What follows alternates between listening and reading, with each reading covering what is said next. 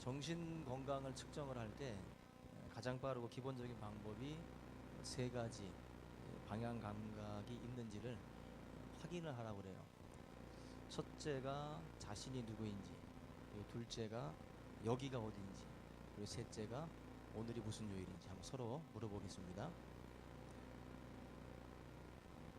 서로에게 내가 누구인지 설명할 수 있으셔야 되고, 여기가 어딘지 설명할 수 있어야 되고, 오늘이 무슨 요일인지를 알아야 돼요. 오늘 주일인데도 주일을 못, 오늘 무슨 요일이지? 또 이름 지금 물어보면 대답을 잘 해주는 분이 있으실 거예요. 그분은 정신이 건강한 분이고요. 지금 막 횡설수설하는 분이 있으면 그 사람은 정신 상태가 지금 뭔가 좀 안 좋은 겁니다. 한마디로 우리들의 이런 그 정신에 대한 그 체크가 그런 어떤 뭐 자신에 대한 부분, 환경에 대한 부분, 시간에 대한 이런 개념들이 지금 잡혀 있느냐, 그걸 통해서 체크를 하는데, 영적으로도 이제 방향 감각이 있어야 된다라는 거죠. 영적으로도 내가 누구죠? 예? 여기서 말하는 내가란 여러분들 자신을 말하는 거죠. 제가 제가 여러분들한테 저를 물어보겠어요 지금? 내가 내가 누구냐라고 할 때 나는 하나님의 자녀입니다. 나는 예수 그리스도의 피로 구속받은 하나님의 백성입니다. 그런 그 답을 원했던 거죠. 내가 누구인가, 내가 누구인가를 분명하게 우리 믿는 자들은 말할 수 있어야 된다는 거예요. 또 한 가지는 이 땅에서 우리가 소모적으로 살다가 또 우리가 이 땅에서 뭐 늙어 죽는 인생이 아니라 하나님의 거룩한 사명을 가지고 온 사람이다라는 거.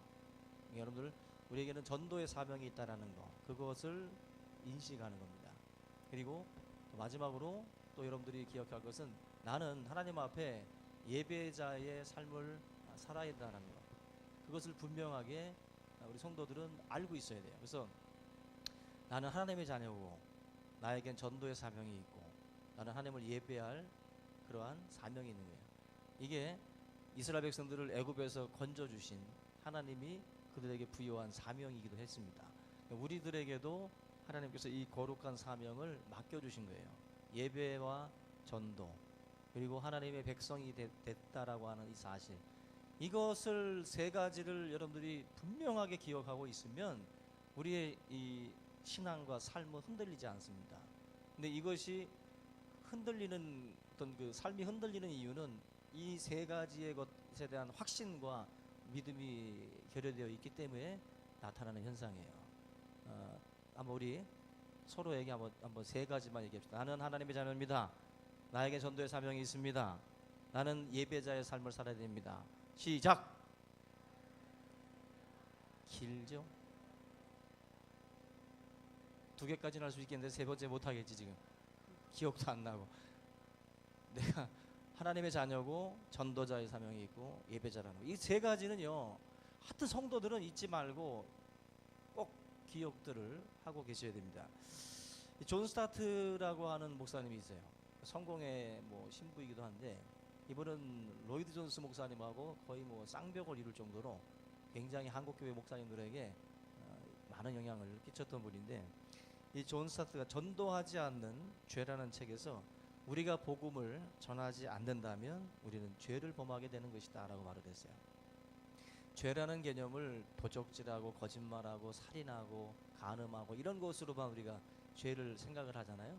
근데 적극적인 죄가 있다면 소극적인 죄가 있어요. 하나님의 뜻에서 벗어나는 것도 죄지만 하나님의 뜻을 이루어 가며 살지 않는 것도 죄예요. 하나님의 뜻이 어디에 있는지를 알면서도 우리가 그 뜻대로 안 산다는 거죠. 우리가 소극적으로만 생각을 해서 나는 살인하지 않았고 간음하지 않았고 거짓말하지 않았고 진실하게 살았으니까 나는 살 만큼 살았다, 뭐 그렇게 생각을 하시면 안 되고, 내가 하나님의 부여된 사명을 이루지 않은 것도 죄라는 거, 이 존 스타트가 분명하게 우리에게 말씀을 하고 있습니다.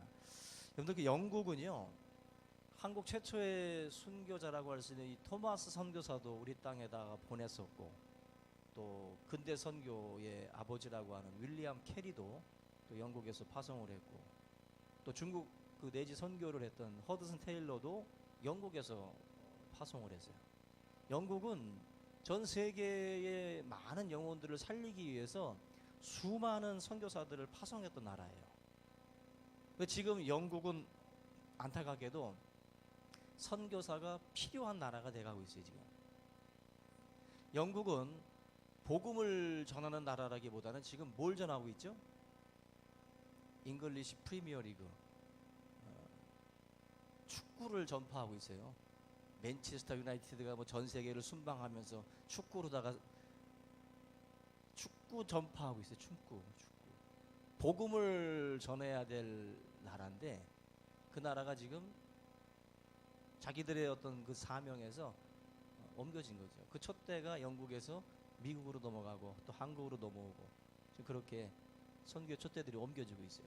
한마디로 사명에서 지금 영국이 크게 지금 벗어나 있는 거예요. 어찌 보면은 토마스 선교사라든지 윌리엄 캐리, 허드슨 테일러 이런 분들이 볼 때는 참 자기 나라를 생각할 때 안타까울 것 같아요.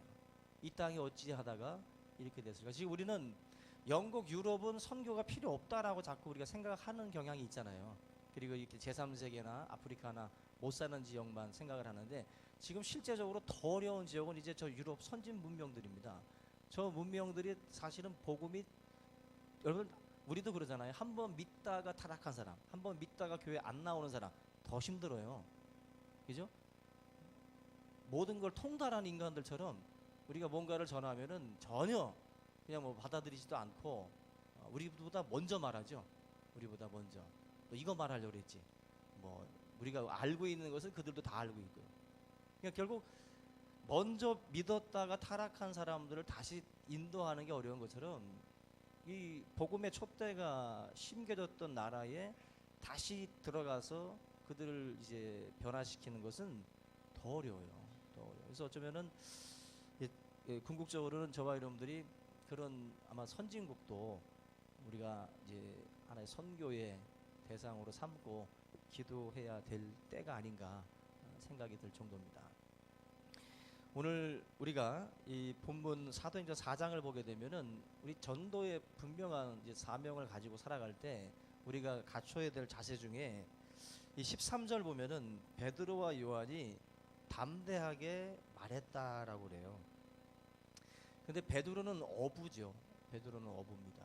뭐 어부들을 무시해서가 아니라 그 당시에 베드로의 어떤 그 신분적으로 보면 배움이 있는 사람들이 아니거든요. 학식이. 그래서 사도 바울의 글과 베드로의 글이 우리가 볼 때는 뭐 그냥 비슷해 보이기도 할 수 있지만 신학의 어떤 그 견지에서 보게 되면 베드로의 그 서신서보다는 바울의 서신서가 훨씬 더 고급스러워요.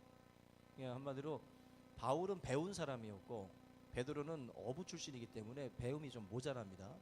하나님이 성경이라고 하는 책을 쓰실 때에도 사도 바울이라고 하는 사람을 들어가지고 그를 감동시켜서 하나님의 말씀을 기록하게 하고 있어요.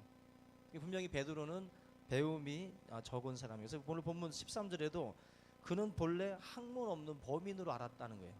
분명히 못 배운 사람들로 알았는데 지금 보면은 담대하게 말했다. 공개적으로 전도하는 가운데에 굉장히 담대함을 가지고 전했다.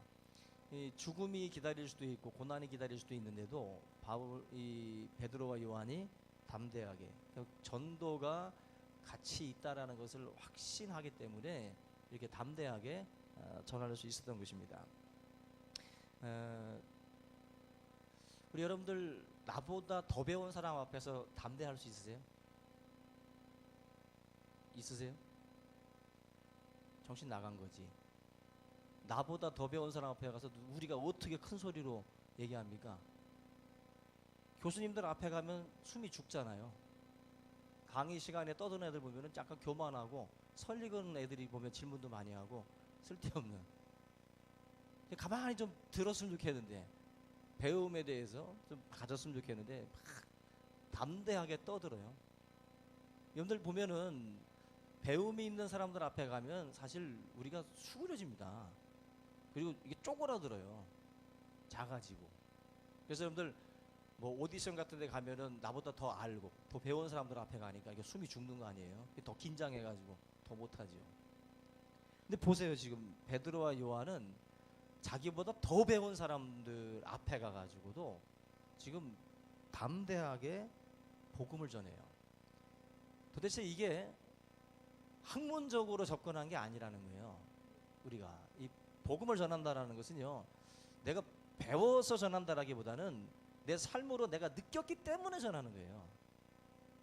배움으로 따지면 우리는 나보다 더 배운 사람들 앞에 가서 전할 수 없어요. 그런데 인간이 죄인이라는 것, 인간의 본성이 죄로 얼룩져 있고 그 죄를 인간 스스로 씻을 수 없다라는 그 핵심을 우리가 알아야 돼요. 그 핵심을.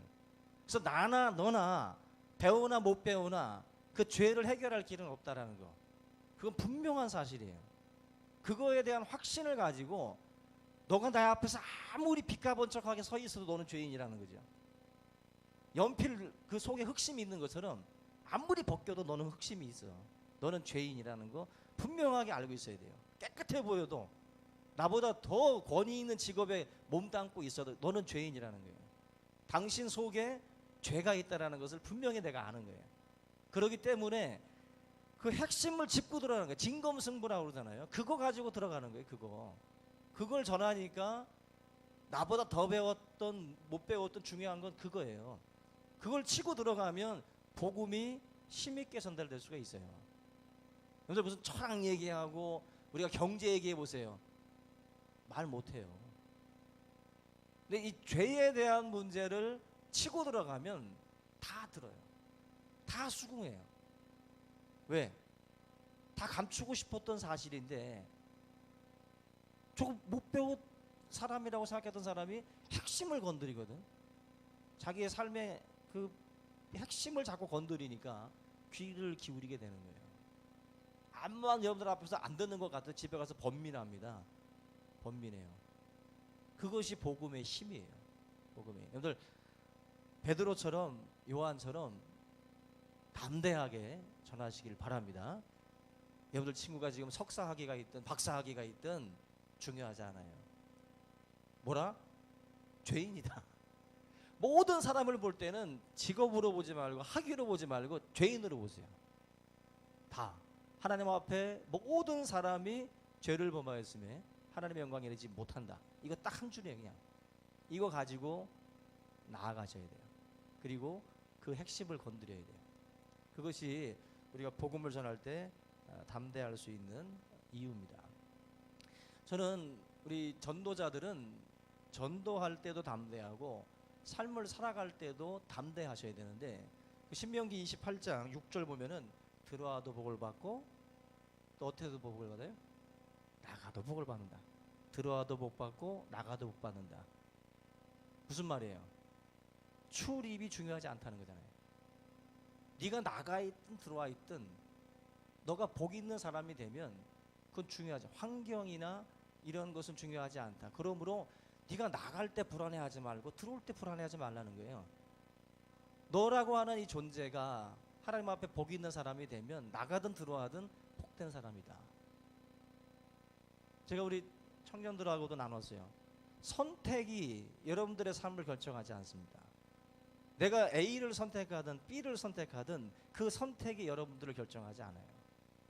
우리 주의 백성들은 동으로 가든 서로 가든 남향이든 북향이든 어떤 거를 잡든지 그것이 여러분들 인생을 결정하는 게 아니에요.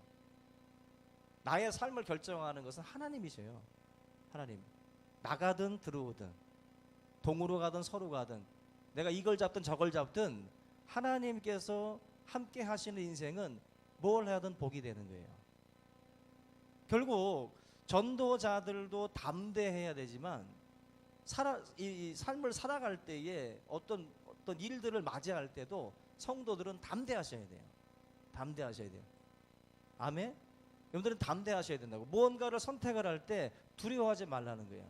나가도 복을 받고 들어와도 복을 받을 수 있다. 좌로 가든 우로 가든 중요한 것은 너가 내 편에 서 있느냐는 거죠. 하나님과 함께하는 사람이냐는가, 그게 더 중요한 거예요. 결국 하나님의 이 복음을 전하는 자들이 담대하다라는 것은, 그 담대함은 전도에서부터 삶으로까지 다 연결이 되는 거예요. 다 연결이 되는 거예요. 그래서 여러분들 전하는 자가 되면, 담대하게 전하는 자가 되면 삶에 있어서도 담대하게 걸어가는 인생들이 될 수 있다라고 저는 확신을 합니다. 그래서 우리 성도님들은 뭘 잡으셨든 뭘 선택을 했든 거기에 연연하지 말라는 거예요. 저거 잡았어야 되는데 아니에요. 절로 갔어야 되는데 아니라고. 이쪽 자리에 앉았어야 되는데, 행운권 이거 잡았어야 되는데 아니에요. 하나님 앞에 성도들은 담대하셔야 돼요.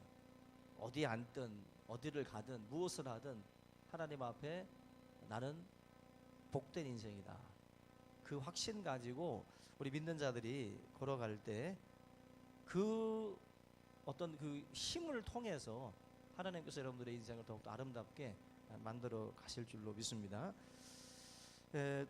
우리 이 베드로와 이 요한이라고 하는 이 사람들을 보게 되면 처음부터 담대한 사람들은 아니었습니다. 그죠? 이 사람들은 두려움도 많아가지고 도망치던 사람들이에요. 그죠? 예수님을 모른다고 부인도 하고 도망가던 사람들인데, 이 사람들이 이제 복음의 확신을 가지고 담대한 인생으로 바뀝니다. 마가복음 14장 50절 보면은 제자들이 다 예수를 버리고 도망하니라. 이게 그들의 실체예요. 이들은 원래 강한 자, 원래 그런 똑똑한 자들이 아니라 원래 비겁하고 원래 이렇게 약한 존재들이라는 거죠. 근데 이 사람들이 복음에 대한 확신을 가지게 되니까 바뀌는 거예요. 누가 더 크냐라고 다투던 아주 수준 낮은 애들이었어요. 내가 더 크다, 네가 더 크다 싸우던 사람들이에요. 근데 이러한 오합지졸들이 복음으로 말미암아 변화를 받고 난 뒤에는 담대해지고 또 낮은 곳에서 섬기는 자로 바뀌어요. 이게 복음의 힘이에요. 복음의 힘. 여러분들 지금 누구랑 다투고 있습니까? 또 누가 나보다 좀 더 올라가는 것에 대해서 기분 나빠하고, 누가 더 큰가에 대해서 자꾸 비교하려고 하고 있다면 아직 복음이 역사하는 인생이 아니에요. 하나님의 은혜가 역사하는 인생이 되면 바뀐다고요. 정말 아주 무시무시한 말이죠, 이 말이. 다시 말하면 당신은 지금 복음으로 거듭난 인생이 아니라는 거예요. 성경에 나타난 거듭난 인생들은 그게 바뀌어요. 삶의 태도가 바뀌고 자세도 바뀌고 생각도 바뀌어요. 복음이 그렇게 만드는 거예요. 복음이, 하나님의 복음이. 그러니까 저와 여러분들 삶 가운데에 다툼이 많고 자꾸 교만함의 어떤 그런 그 싸움들 자꾸 싸우고 있는 인생들은 예수 믿은 게 아니에요. 아직 출발도 안 한 사람들입니다. 출발도.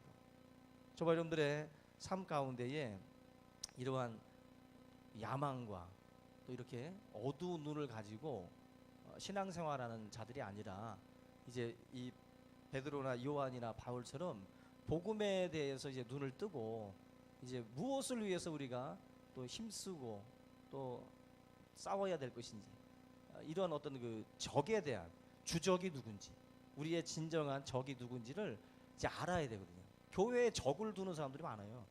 교회 안에 왜 적이 있어요? 여러분들의 적은 성도가 아니라고. 우리의 적은 사단이에요. 영적 하늘에 있는 악한 영들과, 그죠? 그런 미혹의 세력들이 우리의 적인데, 그 세력들을 놔두고 자꾸 우리들끼리 싸우는 거죠. 우리들끼리. 자중질환이 아니. 이렇게 되면 아무 힘을 쓸 수 없어요.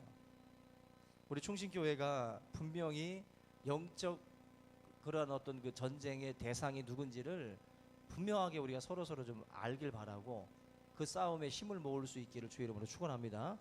진행위원 모집합니다. 신청하고 하시기 바랍니다. 방향을 못 잡은 사람들은요, 결국 그렇게 헤매게 돼요. 자기의 사명이 뭐예요? 방향 잡은 거라고. 방향. 사명을 놓치고 살아가는 분들은 지금 방향이 없는 사람이에요. 지금 내가 지금 어디로 가야 될지를 모르고 지금 막 딴 쪽에 있는 거예요. 지금 다른 쪽으로. 우리 여러분들의 사명, 하나님이 지시하시는 방향이 어딘지를 좀 분명히 알고 우리가 그 일에 집중해 나갈 수 있기를 주의 이름으로 부탁을 드립니다. 구약에 보면은 그 학개인가요? 그 말씀에 보면은 그 하나님의 성벽을 재건하고 성전을 재건하는 그 일에 있어서 백성들이 힘을 모으고 뜻을 모으고 막 힘을 모아야 되는데 자기 집으로 가는 길에 빨랐다 그랬어요. 자기 집으로 가는 거. 예배 끝나고 집으로 빨리 가는 사람들 있지, 그죠? 그 사람들을 두고 하는 얘기예요. 다시 말하면 너무 하나님의 그 큰 사명을 못 보는 거예요. 지금 큰 사명은 못 보고 자꾸 수도 고쳐야 되고 뭐 도배해야 되고 자꾸 뭔가 자기에 관련된 거기에만 지금 쏟아붓는 거예요. 여러분들, 우리의 일은 끝이 없어요. 예? 이쪽 수도관 고치고 나면 저쪽 거 터지고 계속 돌아가면서 일은 터지기 마련입니다. 그거 다 끝나고 하나님이 일을 하면은 못해요.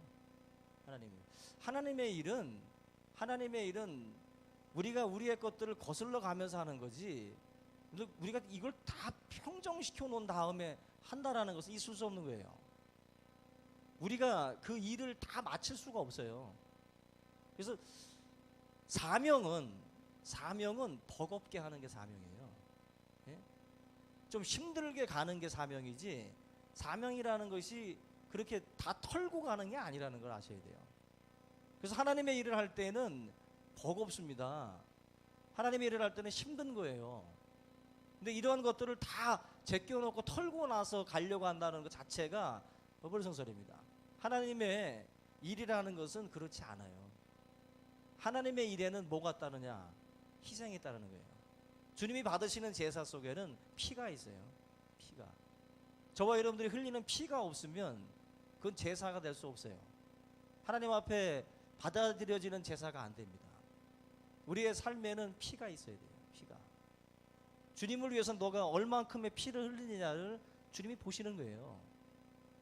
우리가 이 사명의 방향을 놓치게 되면 자꾸 딴 데 가서 피 흘려. 딴 데 가서. 하나님의 영광을 위해서 우리가 피 흘리셔야 돼요. 그것이 바로 바울이 그랬잖아요. 자기의 온 몸을 전제로 부어드리겠다. 전제라는 것은 그 제물 위에다 포도주를 붓는 거예요. 내 몸을, 내 삶을 하나님의 그 제물로 다 쏟아 붓겠다라고 그랬어요. 바울은. 그게 바로 사명자예요. 사명자. 우리 성도님들이 내가 해야 될 사명이 무엇인지 분명하게 자리를 잡아야 됩니다. 저는 이런 하나님의 역사에 우리 성도님들이 눈을 뜨길 바라고, 하나님 앞에 내가 감당해야 될 목, 내가 주님 앞에 영광 돌려야 될 것이 무엇인지를 잘 찾아서 그 방향대로 여러분들이 움직일 수 있기를 주님의 이름으로 부탁을 드립니다. 우리나라에 그 성공하는 사람들의 7가지 습관으로 유명했던 그 스티븐 코비가 있어요. 그 책 사다가 막 보고들 많이들 그랬잖아요. 그분 책 나오고 나서 또 얼마 있지 않아서 이런 책을 썼어요. 소중한 것을 먼저 해라. 소중한 것을 먼저 하라. 근데 그 책에 보면은 이 스티븐 코비와 그 결혼한 딸의 대화가 있는데, 딸이 자녀를 키우면서 너무 힘드니까 푸념을 하는 이야기가 나옵니다. 그 책에. 그래서 이 딸이 이런 말을 해요. 아버지, 어린아이 하나를 키우느라고 내 할 일을 전혀 못하고 있다고. 우리 집 얘기 같아요. 하나님이 내게 주신 은사를 활용할 기회가 없어요. 이것이 일종의 시간 낭비가 아닌가요? 하면서 아버지한테 자녀 키우면서 너무 힘들다고 투덜거리는 거예요. 그때 스티븐 코비가 이런 말을 합니다.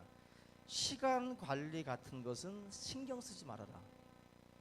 달력을 없애버려라. 그리고 지금 네가 네 인생에서 가장 중요한 아이를 돌보는 것을 감사하고 즐기도록 해라. 명심해라. 인생에서 중요한 것은 시간이 아니라 방향이다. 이 스티븐 코비가 여기서 시간과 방향에 대한 얘기를 했어요. 우리는 시간 아까워, 시간 아까워. 자녀 키우면서도. 그러니 다른 거 할 때 얼마나 투덜거리겠어요. 지 새끼 키우면서도 시간 아깝다 그러는데 교회 일 하면서도 그럴 거 아니에요. 아이고 시간 아까워, 시간 아까워. 근데 이 스티븐 코비가 정확하게 말하는 거예요. 시간 관리에 여러분들 많이 신경 쓰잖아요. 시간 관리 24시간 쪼개가지고 막 쓰려고 시간 관리들 하잖아요. 근데 보면은 쪼개서 쓰긴 쓰는데 방향이 잘못된 사람들이 있어요. 방향이. 여러분들도 시간 관리를 잘 하시는 거 좋지만 방향을 잘 잡으셔야 돼요. 방향을 잘 잡으셔야 돼요. 내가 과연 어느 방향을 위해서 시간을 쓸지를 우리가 알아야 되는데 이 방향을 제대로 못 잡고 그냥 시간 관리한다고 그렇게 쪼개는 분들이 있습니다. 아니죠. 아니죠. 성경 필사도 시간 내셔야 돼요. 시간 아까워, 시간 아까워. 시간 아까운 거 아니에요. 시간 아까운 거 아니에요. 하나님의 말씀을 읽는 자와 듣는 자 얼마나 복 있는 사람이라 했습니까? 쓰는 자는 얼마나 복 받겠어요. 네? 하나님의 말씀을 쓴다든지 읽는다든지 그런 것들은 방향입니다. 방향이에요. 그 방향으로 그 가는 것에 대해서 아까워하지 말라고. 아까워하지 말라고. 우리 여러분들이 이 분주하게 사는 인생을 볼 때 참 부러워하는 분들이 있어요. 그죠? 괜히 바쁜 척 하는 거 그거. 별것도 아닌데. 보면 괜히 밥 먹으러 뛰어가면서도 뭐 약속 있는 것처럼 가고 있어요. 정작 밥 먹는 거거든요. 별것도 아닌 거 가지고도 바쁜 척하고 난리도 쳐요. 분주하긴 한데 실속이 없어요. 별로 보면은 다 그렇게 중요하지 않은 것으로다가 바쁜 인생들 많습니다. 그죠? 특별히 우리 학생들 같은 경우는 참 중요한 말을 제가 드리는 거예요. 우리 학생들 되게 바빠 보면. 근데 보면은 거의 90%가 쓰레기예요. 그 시간 속에서 쓰는 것들 보면은 병작 중요한 시간을 쓰지 않고 다 뒤로 제껴도 될 것들을 가장 우선순위로 쓰고 있어요.